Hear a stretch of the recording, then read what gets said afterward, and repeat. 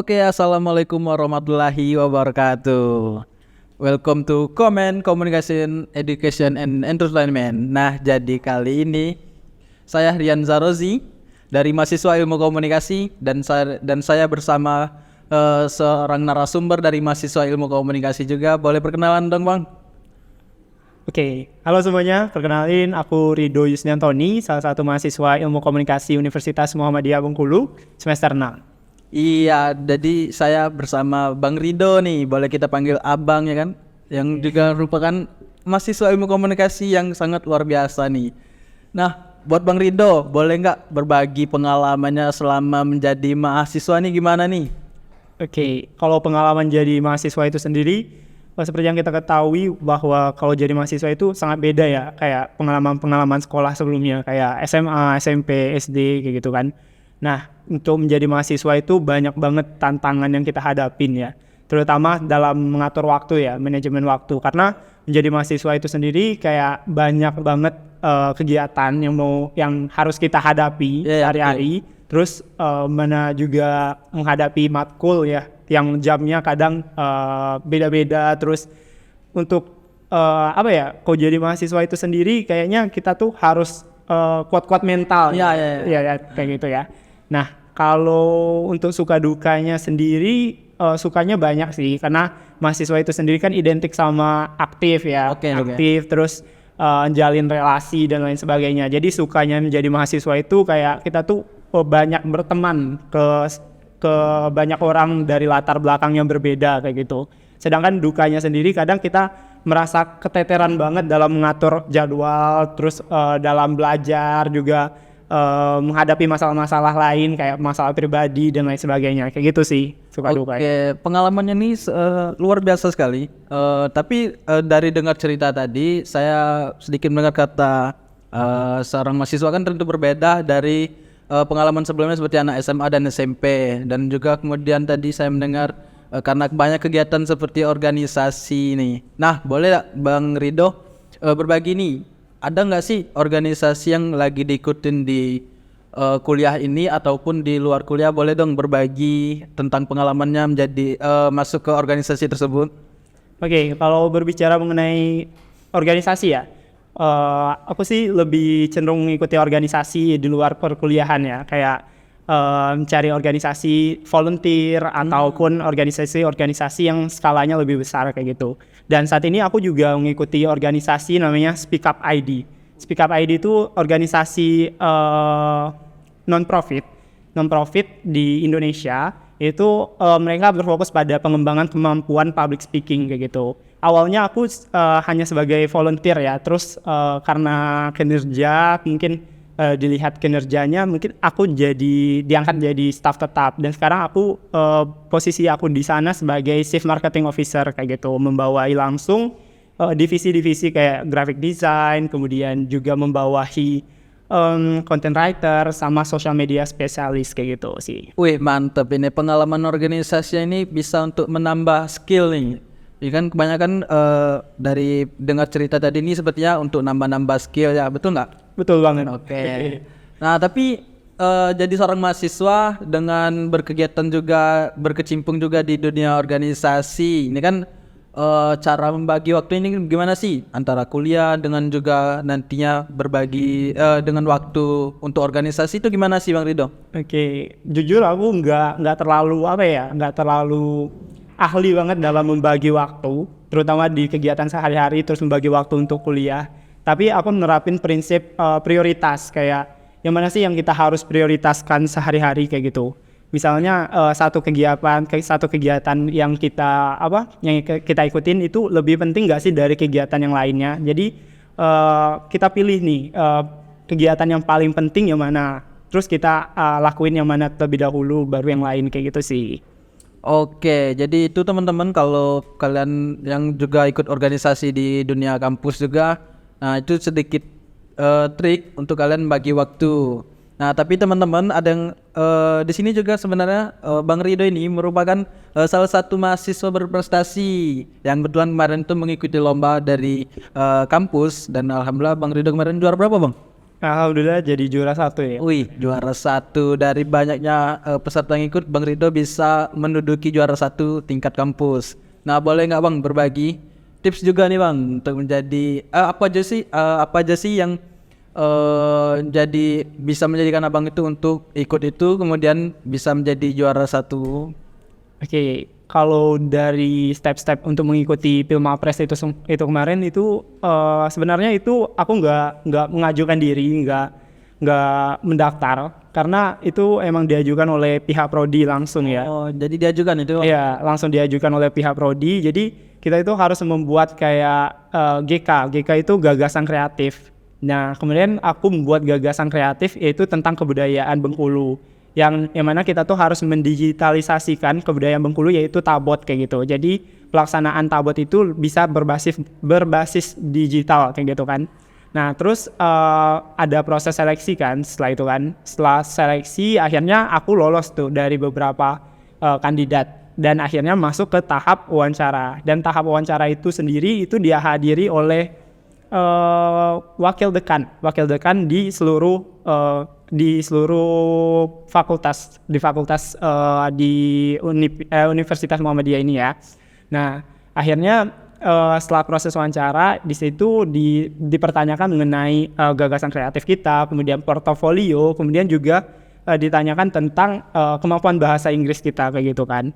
Nah akhirnya setelah bersaing dengan kandidat-kandidat lain, aku juga nggak nyangka sih bisa menjadi juara 1 di pemilihan mahasiswa berprestasi ini kayak gitu. Wih, mantap banget nih Bang Rido bisa juara 1 di tingkat Universitas Muhammadiyah Bengkulu.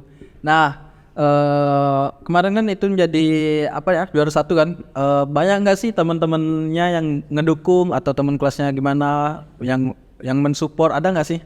Oke, kalau teman-teman sih banyak banget ya yang mendukung untuk proses seleksinya sendiri karena sebelum proses seleksi itu kan ada gagasan kreatif kan. Nah itu sendiri aku untuk brainstorming ide-ide gagasan kreatif itu sendiri nanya-nanya ke temen permasalahan apa sih yang belum terselesaikan di Bengkulu kayak gitu kan. Dan kebanyakan dari mereka itu tuh kayak mengusungkan tema tentang budaya karena kan budaya di Bengkulu itu sendiri kan kebanyakan banyak yang mulai terlupakan kan, kayak misalnya tabot itu sendiri kan identik dengan cuma belanja pasar malam dan lain sebagainya karena nilai-nilai budayanya juga sendiri udah agak terlupakan dari tabot itu sendiri. Itulah mengapa aku mengambil tema dari tabot itu sendiri dan itu pun didukung oleh teman-teman juga sih kayak gitu. Oke, berarti teman-teman juga ngedukung ya Bang untuk kegiatan yang Abang ikutin. Nah itu dari pihak teman-teman nih. Nah pengen nanya sih dari pihak orang tua. Ini kan Abang juga berkuliah. Tentu kan harapan orang tua pengen anaknya itu lulus kuliah dengan cepat. Nah tapi kan Abang juga ikut kegiatan organisasi, kemudian ikut kegiatan lain. Tanggapan orang tua itu gimana sih? Lagi berkuliah kemudian ikut juga untuk organisasi. Apakah orang tua itu ngedukung atau malah orang tua itu untuk enggak nyemangatin untuk ikut kegiatan itu, tapi untuk fokus kepada kuliah itu sendiri. Gimana sih tanggapan orang tuanya Bang? Oke, kalau tanggapan orang tua ya alhamdulillah cukup positif karena orang tua itu juga pesan ke aku soalnya kalau misalnya mau ikut apa-apa misalnya organisasi atau mungkin kerja sampingan dan lain sebagainya itu, tapi kita tuh harus tetap mengutamakan kuliah kayak gitu kan. Dan itu mengapa aku selalu konsultasi atau cerita-cerita sih ke orang tua, misalnya aku sering tabrakan waktu tuh, misalnya organisasi, kerja sampingan sama kuliah, terus orang tua ngasih nasihat bahwa kita tuh harus utamain kuliah dan lain sebagainya kayak gitu sih. Dan tanggapan orang tua selama ini sih cenderung positif ya terhadap kegiatan aku sehari-hari kayak gitu. Oke, dari tadi kan Abang Rian terus nih yang nanyain tentang kegiatan aku sehari-hari di kampus itu kan. Nah, terus mungkin kali ini aku nih mau tanya atau kepo-kepoin sedikit nih tentang kegiatan Bang Rian nih sehari-hari. Nah, Bang Rian sendiri kan sebagai duta kampus nih.